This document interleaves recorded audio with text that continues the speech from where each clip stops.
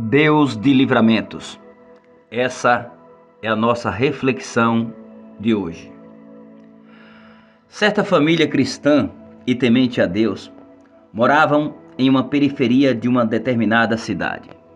Pai, mãe e 5 filhos trabalhavam e sonhavam para que um dia se mudasse para um local mais seguro, pois aquela área em que moravam não lhes oferecia muita segurança, nem física, por conta da violência, nem estrutural, por conta dos frequentes alagamentos.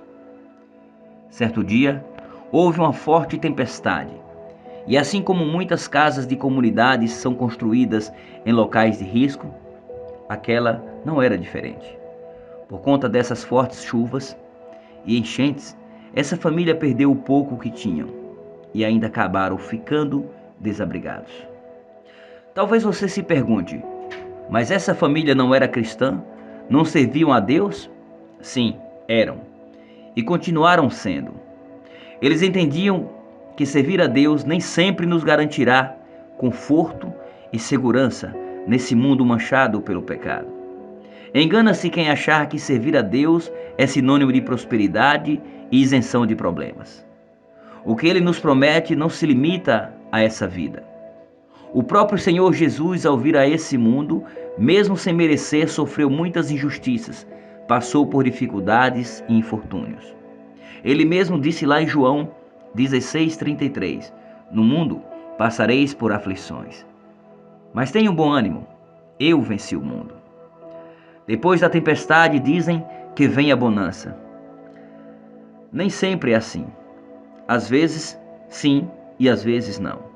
No caso dessa família, depois da tempestade, veio escassez, aflições, e agora sem teto, sem comida, sem roupas. Mas o mais importante eles tinham, fé. E o melhor ainda, fé, e ainda lhes restavam a vida. E se temos vida, temos oportunidade de reconstruir o que foi destruído. E isso em todos os sentidos. Aquela família cristã, depois da tragédia, foram morar nas ruas daquela cidade. As pessoas ajudavam, mas eles precisavam de muito mais. Precisavam de casa, comida e meios para reconstruir suas vidas. Certo dia, aquele pai triste e abatido por não ter o que oferecer à sua família, algo para comer, se sentia muito inútil, mas não se sentia vencido. Depois de orar por um momento, chorar e clamar a Deus por providências, saiu de seu abrigo que havia improvisado embaixo de um viaduto.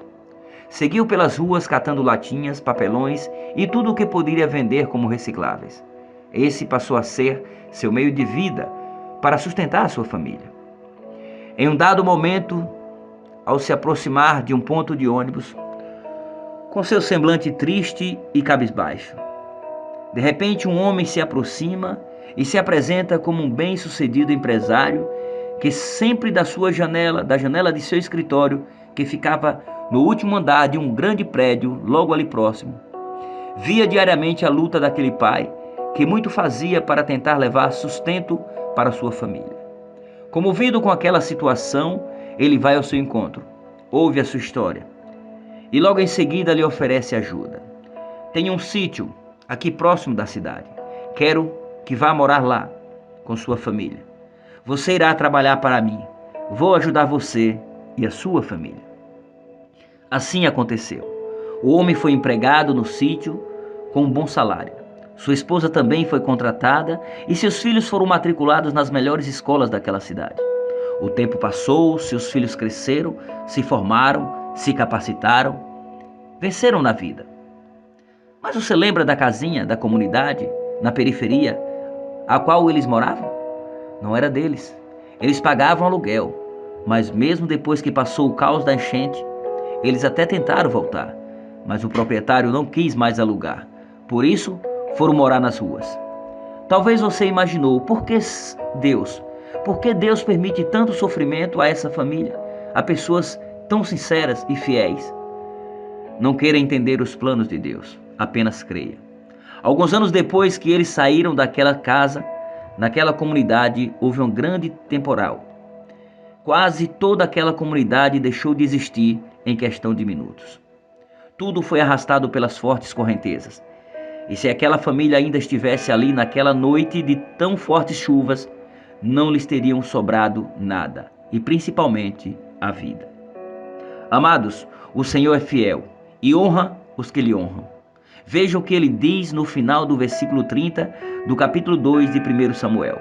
Honrarei aos que me honram, mas os que me desprezam serão desprezados.